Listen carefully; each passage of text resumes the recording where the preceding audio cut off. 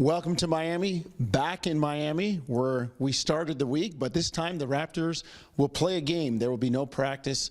They will open up their 15th set of back-to-backs. Sherm, they lose to Atlanta.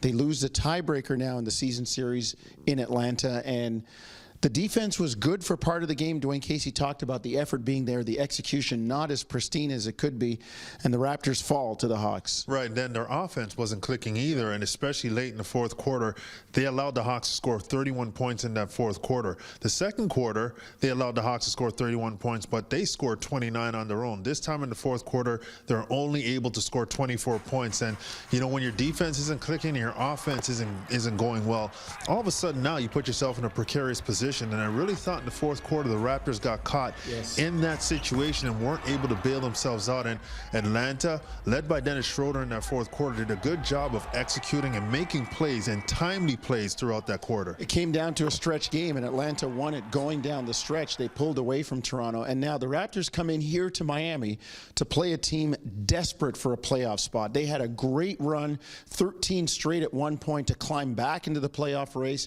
They're barely below the playoff line right now. And Sherm, one thing I can say about this Eric Spoelstra Miami team, these guys play hard. It is not going to be easy for Toronto. Well, they do. And you look at the Bulls, you look at Miami, you look at these teams, they're battling for that 8th spot. And Miami's had a great run throughout the season. And this is a team that's proven that they could sneak into the playoffs. They continue to play in the way they're playing. They're one of the hottest teams the calendar year turned. And I just think that Miami presents a lot of challenges.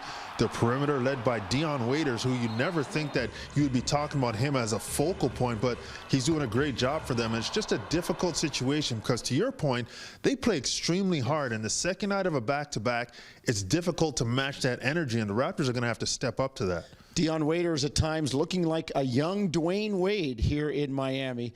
The Raptors and the Heat, you can see at 8 o'clock on Sportsnet 1 and hear it on Sportsnet 590, The Fan.